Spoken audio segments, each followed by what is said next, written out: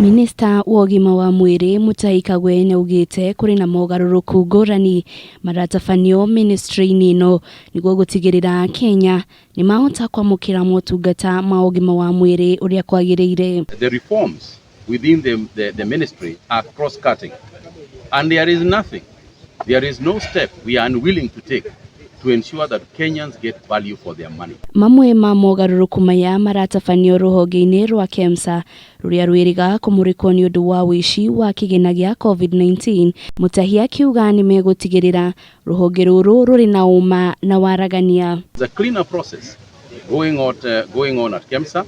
This cleaner process has been called for by the public, has been called for by the media, has been called for by both houses of parliament.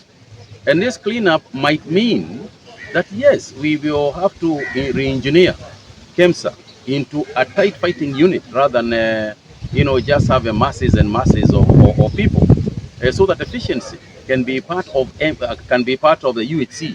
Without a good running efficient KEMSA, UHC cannot work. Mogaruruku magi ni ma NHIF ni thutha wa watho wa o mundu akinya miaka 18 ukorwa kiriha shiringi 500 kuri NHIF o mweri, akiuga ino ni njira ya kwaura Kenya murigo uria umanaga na kuremwo ni kuriha garama ya thibitari.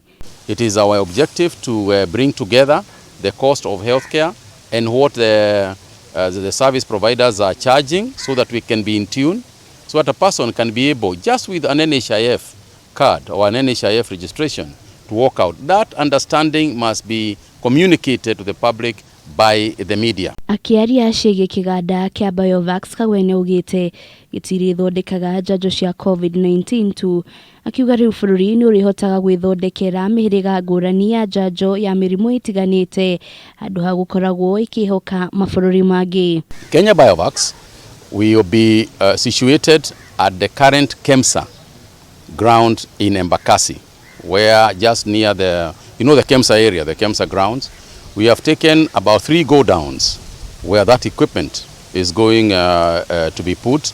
We are in the process of renovating those go-downs, changing the place, securing the area. So we are not going to put up new buildings for now.